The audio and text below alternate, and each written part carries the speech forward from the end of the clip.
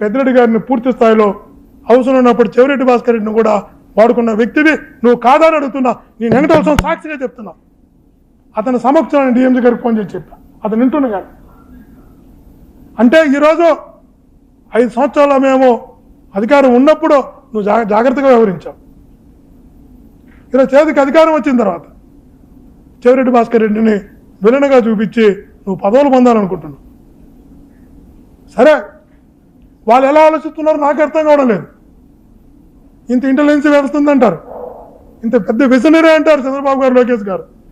తెలుగు వాళ్ళ పరిస్థితి ఎలా అయిందంటే అంత విజనరీ, అంత గొప్ప దూరదృష్టి కలిగిన వాళ్ళు 5 సంవత్సరాలు నాని గారు అనే వ్యక్తి వైఎస్ఆర్సీపీతో చాలా జాగ్రత్తగా మెయింటైన్ చేశాడు. అన్ని రకాలుగా బాగుపడ్డాడు, అన్ని రకాలుగా బాగున్నాడు. ఇతను పోరాటం చేయడం ఏందని ఒక క్షణం ఆలోచించే స్థితిలో లేని అమాయకులుగా ఉన్నారు. మీ దగ్గర నిజంగా అమాయకులుగా ఉన్నారు.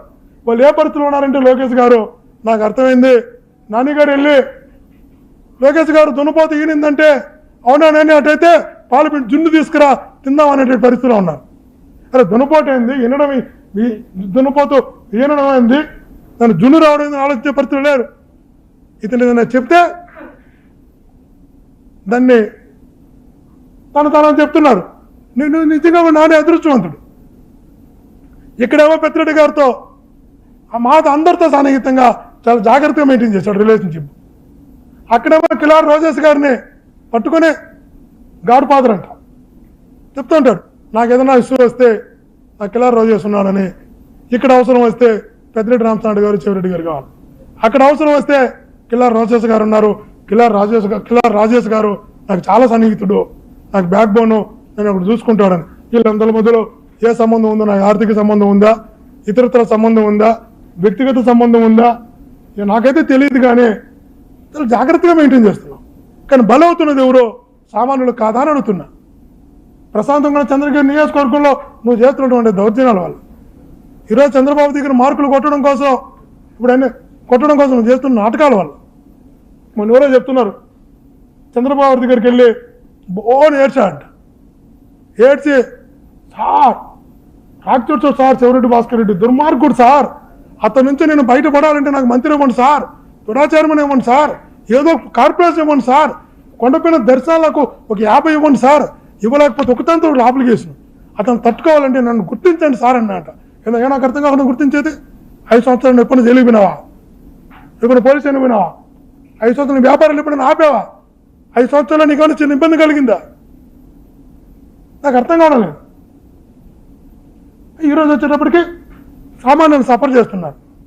చిత్తూరు నుంచి తీసుకొస్తున్నారు, నంగమంగళం నుంచి, రాణిపేట నుంచి, క్వారీలో పనిచేసే వాళ్ళని తీసుకొచ్చి వాళ్ళకి ముసుగులేసి కొట్టిస్తున్నాం. అరే 50,000 70,000 చోట్ల కొట్టిస్తున్నావు. అదే వ్యక్తి ₹1,00,000 మేము ఇస్తే మీ మనుషులు కొట్టరా వాళ్ళు వచ్చి? ఈ సంస్కృతి తిరుపతికి కావాలన్నా మనకి? ఈ సంస్కృతి తిరుపతికి అవసరమా అని అడుగుతున్నా. తిరుపతిలోని పుణ్యక్షేత్రంలో ముసుగులేసి మేము కొట్టే అవసరమా? వ్యాపారాలు ధ్వంసం చేసే అవసరమా? ఎక్కడికి వెళ్తున్నాం మనం? నాకు ఇప్పుడు కూడా అర్థం కానటువంటి విషయం ఏంటంటే దానివల్ల తను సాధించేది ఏందో అర్థం కావడం. ఒక చంద్రగారి నమ్మి నీకు పదవి ఇస్తే తెచ్చుకో, మంచిదే, మేము కూడా సంతోషిస్తాం. చంద్రగిరికి చెందినటువంటి ఒక వ్యక్తికి ఒక గౌరవపదమైన పదవి వచ్చింది, సంతోషించాల తప్ప బాధపడేటువంటి చిన్న మనస్తత్వం కాదు మాది. మీకు ఒక వీడియో చూపిస్తా, ఈ వీడియో కూడా మీరు చూడాలా. ఒక నాయకుడు అనేవాడు ఎప్పుడు కూడా, మళ్ళా చెప్తున్నా, ఒక నాయకుడు అనేవాడు ఎప్పుడు కూడా ఒక మాట మాట్లాడితే జడ్జిమెంట్ లాగా ఉండాలి. ఒక దగ్గరికి వెళ్తే పెద్దరికంగా కనబడాలి.